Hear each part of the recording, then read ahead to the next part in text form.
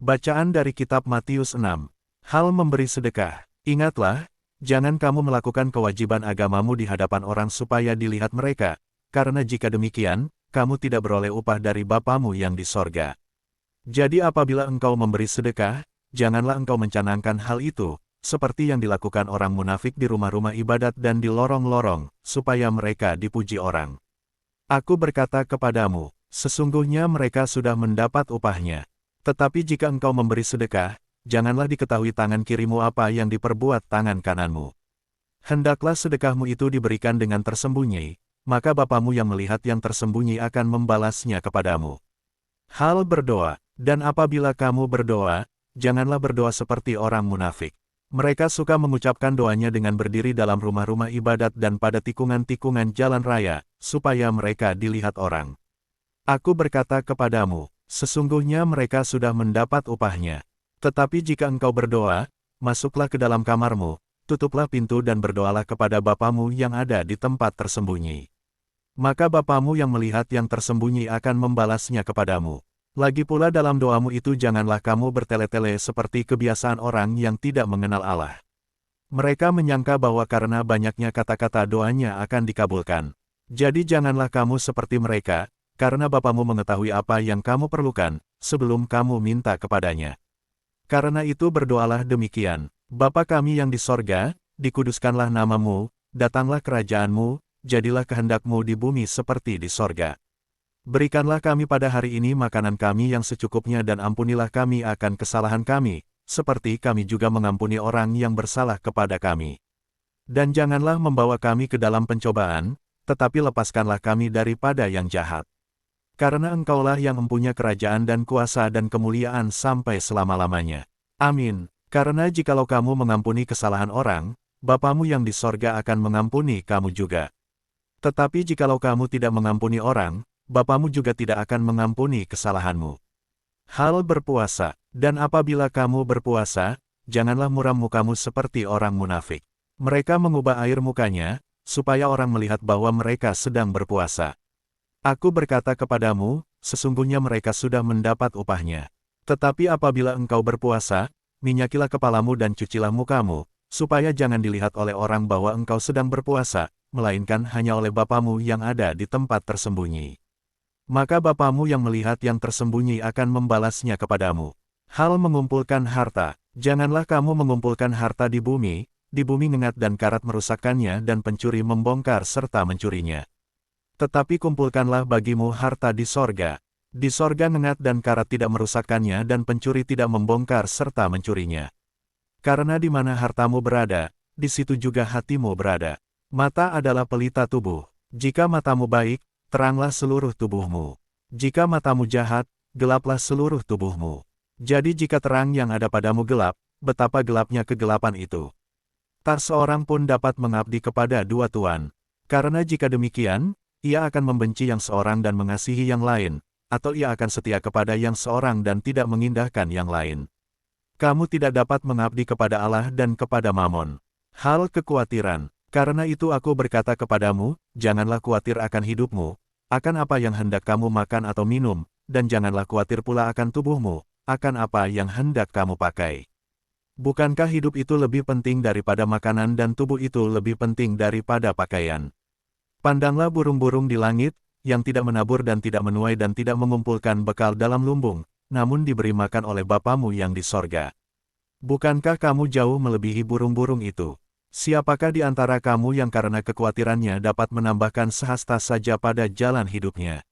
Dan mengapa kamu khawatir akan pakaian? Perhatikanlah bunga bakung di ladang, yang tumbuh tanpa bekerja dan tanpa memintal. Namun aku berkata kepadamu, Salomo dalam segala kemegahannya pun tidak berpakaian seindah salah satu dari bunga itu. Jadi jika demikian Allah mendandani rumput di ladang, yang hari ini ada dan besok dibuang ke dalam api, tidakkah ia akan terlebih lagi mendandani kamu, hai orang yang kurang percaya? Sebab itu janganlah kamu khawatir dan berkata, apakah yang akan kami makan? Apakah yang akan kami minum? Apakah yang akan kami pakai? Semua itu dicari bangsa-bangsa yang tidak mengenal Allah. Akan tetapi Bapamu yang di sorga tahu, bahwa kamu memerlukan semuanya itu. Tetapi carilah dahulu kerajaan Allah dan kebenarannya, maka semuanya itu akan ditambahkan kepadamu. Sebab itu janganlah kamu khawatir akan hari besok, karena hari besok mempunyai kesusahannya sendiri. Kesusahan sehari cukuplah untuk sehari. Demikian firman Tuhan, saudara-saudari yang dikasihi Yesus. Bacaan Matius 6 mengajak kita masuk lebih dalam ke inti hubungan kita dengan Allah, motif hati. Yesus menantang kita untuk bertanya, untuk siapa aku hidup? Untuk dilihat manusia, atau untuk menyenangkan Bapa yang melihat yang tersembunyi? Yesus menegur kecenderungan manusia untuk memamerkan kebaikan, entah lewat sedekah, doa, atau puasa. Ia mengingatkan bahwa Allah tidak terkesan oleh pertunjukan luar. Ia melihat hati, tempat yang tidak bisa dipalsukan. Saat kita memberi, apakah kita mencari pujian atau melayani dengan hati penuh kasih? Saat kita berdoa, apakah kita mengulang kata-kata dengan indah, atau sungguh datang sebagai anak kepada Bapa? Saat kita berpuasa, apakah kita ingin terlihat rohani, atau benar-benar ingin mendekat kepada Tuhan? Yesus mengajari kita doa Bapa kami bukan sebagai ritual, tetapi pola hidup. Menempatkan kehendak Allah di atas segala keinginan pribadi. Pesan lainnya adalah, Yesus menantang fokus hidup kita. Di mana hartamu berada, di situ hatimu berada. Dunia menawarkan keamanan dan kenyamanan palsu lewat mata uang, harta, dan pencapaian. Tapi semua itu rapuh, tak bertahan lama. Yesus memanggil kita untuk menginvestasikan hidup kepada sesuatu yang jauh lebih kekal, karakter diri, hati yang penuh kasih, ketaatan, dan pelayanan yang tulus untuk Tuhan, melalui peran dan tanggung jawab kita sehari-hari. Kita tidak bisa mengabdi kepada dua tuan. Jika uang menjadi pusat hidup, Tuhan otomatis tersingkir. Tapi ketika Tuhan menjadi pusat kehidupan kita, uang hanyalah menjadi sebuah alat, bukan tuan. Carilah dulu kerajaan Allah, maka semua akan ditambahkan kepadamu. Hal kekhawatiran dalam hidup kita. Sekali lagi, Yesus sampaikan bentuklah lebih dulu dirimu mendekat kepada Tuhan. Jangan resah dan gelisah akan kebutuhan hidup ini. Tuhan tahu apa yang menjadi kebutuhan kita. Ayat ini ingin menggambarkan bahwa kehadiran Yesus nyata, menjadi pelukan lembut bagi orang-orang yang letih karena beban hidup. Ia tahu kekhawatiran manusia, makan apa, minum apa, masa depan seperti apa. Namun ia menegaskan bahwa Bapa mengenali setiap kebutuhan kita bahkan sebelum kita memintanya. Burung-burung tidak menabur, namun tetap dipelihara. Bunga bakung tidak menenun, namun tetap berpakaian indah. Jika Allah menjaga ciptaan kecil ini, betapa lebih Ia mengasihi kita anak-anaknya. Kuncinya 1. Carilah dahulu kerajaan Allah dan kebenarannya, maka semuanya itu akan ditambahkan kepadamu. Ini bukan janji bahwa hidup akan tanpa masalah. Ini janji bahwa prioritas yang benar akan membawa penyertaan yang benar. Matius 6 merangkum gaya hidup kerajaan Allah. Motif yang murni, bukan pamer rohani. Hati yang tertuju kepada yang kekal, bukan menyembah kepada harta dunia. Kepercayaan penuh kepada Bapa, bukan hidup dalam ketakutan masa depan. Yesus mengajak kita untuk hidup dalam damai. Melakukan yang benar, mempercayai Bapa, dan membiarkan Dia menjaga dan memelihara kehidupan kita. Marilah berdoa, Tuhan Bapa yang di surga, hari ini aku datang dengan hati yang ingin Engkau selidiki. Sucikanlah motifku dalam memberi, berdoa, dan berbuat baik. Agar semuanya hanya untuk memuliakan nama-Mu.